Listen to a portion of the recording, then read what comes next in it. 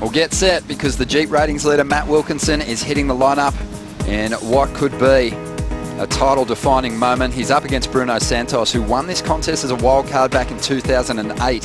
He's not on the championship tour, but everyone knows he might just be the most dangerous surfer in the draw. We've got a 35-minute heat, one wave ridden during the break, and we're going to bring it to you now. It was Bruno Santos and Matt Wilkinson just struggling to get out of position, but Bruno, late on the takeoff, goes down. Wow, so some paddling, jockeying going around. Bruno was trying to get as deep as possible, and by doing that, he put himself in a really hairy situation. He didn't have that extra paddle or two to get down the face, so he had to free fall.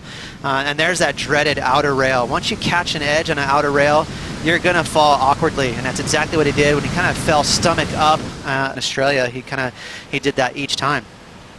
Here we go, Bruno Santos without priority is going to tuck in. He should find his way through this barrel. And let's see if he can add the extras on the inside. He opts not to. He kicks out. So he's going to push a little further ahead of Matt. It won't be a big score. That was simply out of position. He was trying to race out to it. It was a big wave, but as you know, some of those big waves don't hit the reef right. So, I just think it was a non-issue.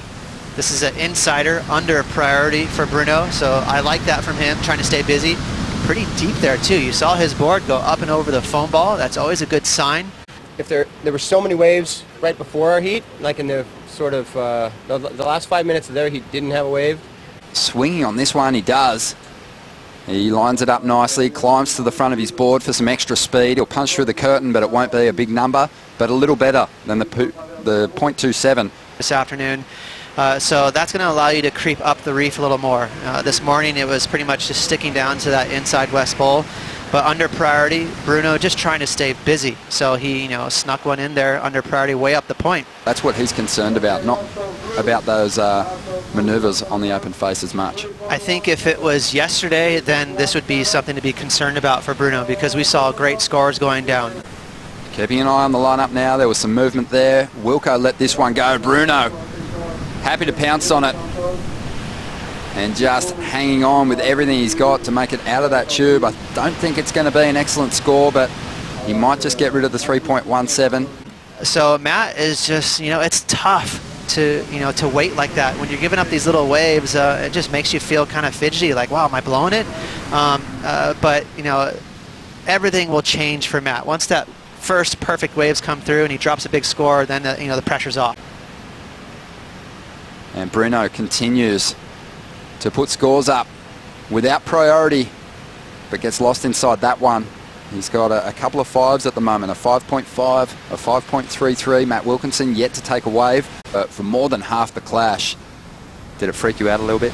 It did. I was kind of bad with that too. It was very typical for me to be overly patient, kind of give waves up. And it's just not a comfortable way to compete. Just his hope there'd be fingers crossed as we see Bruno here again, just moving into the inside, and he's so good on his forehand. Look at how tight and small that is, and he's somehow going to fly out.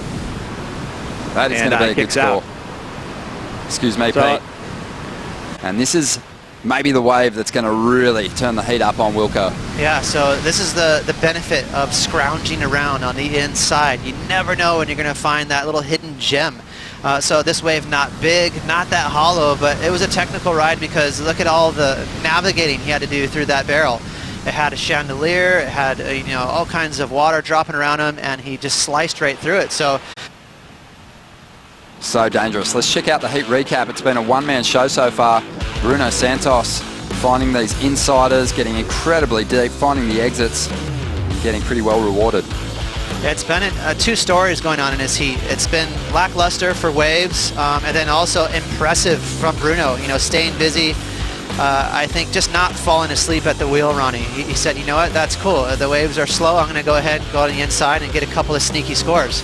Just a couple of okay fives until he got that 6.83 on the inside. That's when he really turned this heat upside down. Here it is on the replay for you. So I think Bruno, he had the luxury of looking outside. He might have looked over that wave and said, oh, there's nothing at the back. This is not much of a risk to go on this wave. It might be at the perfect time. He's on the outside. He has to make this wave and break combination. Nice tube ride from Matt. He's deep in the pit, but he is going to fall and go over the falls. Just under 5 minutes to go. Priority with Bruno Santos, and Matt's opportunity to get himself back in this heat. If you do wait for that first good wave, you know, it's not a foregone conclusion that it's going to let you out of the barrel, and that's exactly what unfolded for Matt. So now Bruno's in a position to have priority and sit on Wilco for the next 4 minutes. I like his positioning right here, but it was a fast one. That thing really walled up all the way across to the channel, so he had to keep weaving. You can see he did a pretty good job at weaving, but when you catch these smaller waves, Ronnie, there's not a lot of room in the barrel, and that's exactly what happened to Wilco. He kind of got trapped inside there. The barrel started touching his shoulders. That's when he started to slow down. Watch his shoulder touch the barrel right around here. As soon as it touches his body, it's going to totally stop him in his tracks. Stopped his surfboard even, and kind of went over the handlebars. And Bruno using priority now and looking to shut this one out, trying to drop a 5.5. He tucks in and he gets caught up.